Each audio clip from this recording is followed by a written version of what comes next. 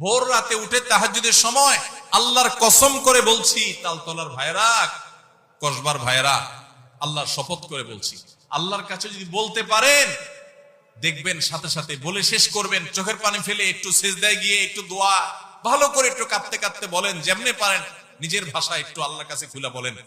বলার পর দেখবেন নিজের মনটা অনেক হালকা হয়ে গেছে। আমি অর্থের কষ্টে আছি, আমি একজনকে বললাম ভাই অর্থের কষ্টে আছি, তার কাছে আমি ছোট হলাম না বড় হলাম? কারোর কাছে ছোট হইতে কারোর ভালো লাগে?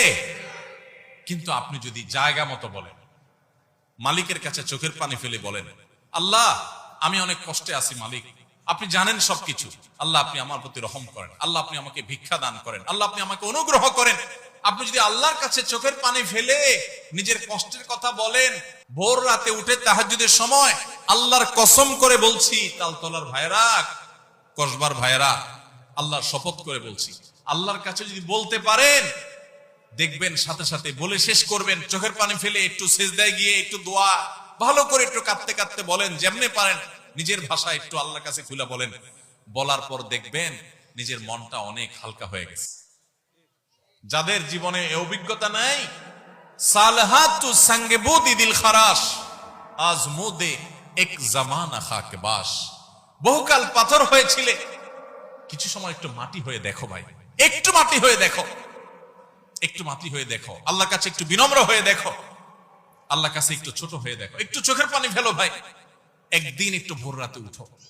ও যুবক ভাই আমার, তাহাজ্জুদ পড়ে একটু দুহাত তুলে আধা ঘন্টা ধরে একটু কাঁদো আল্লাহর কাছে, আল্লাহ আমার চাকরি হচ্ছে না, দাঁড়ে দাঁড়ে ঘুরছি, আল্লাহ হচ্ছে না, তোমার কাছে অসম্ভব বলতে কিচ্ছু নেই, তুমি যদি জীবনের শেষ মুহূর্ত পর্যন্ত চাকরি না দাও, তোমার ব্যাপারে আমার কোনো অভিযোগ নাই মালিক, কিন্তু আমি তোমার কাছে রহমত চাই, দয়া চাই, অনুগ্রহ চাই।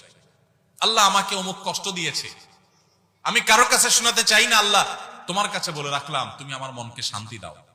ভাইরা, আল্লাহর কাছে এভাবে যদি খুলে খুলে কথা বলেন না, আপনি দেখবেন কথা বলার পর আপনার মনটা হালকা হয়ে গেছে, অনেক শান্তি লাগছে, দেখবেন অনেক বেশি ভরসা পাবেন, অনেক বেশি আস্থা পাবেন। আল্লাহর শপথ করে বলছি, পরীক্ষা করে হলেও আল্লাহর কাছে নিজের অভিযোগগুলো বলার অভ্যাস গড়ে তোলেন, চেষ্টা করেন। তাহাজ্জুদে পড়ে, তাহাজ্জুদে উঠতে পারেন না, দিনের বেলা রাতের বেলা 2 রাকাত নফল নামাজ পড়ে কোন একটা কোনায় দাঁড়িয়ে বসে দুহাত তুলে আল্লাহর কাছে একটু চোখের পানি ফেলেন, একটু চাইতে থাকেন, মুখে কিচ্ছু বলতে পারেন না, দরকার নাই, শুধু চোখের পানি ফেলেন আর মনের ভাষায় কথা বলেন। আল্লাহ তাআলা আলিমুম বিযাতিস সুদূর, অন্তরে মানুষ কি বলে সেটাও আল্লাহ জানেন। শুধু চোখের পানি ফেলে আল্লাহর কাছে অভিযোগগুলো বলেন, ইনশাআল্লাহ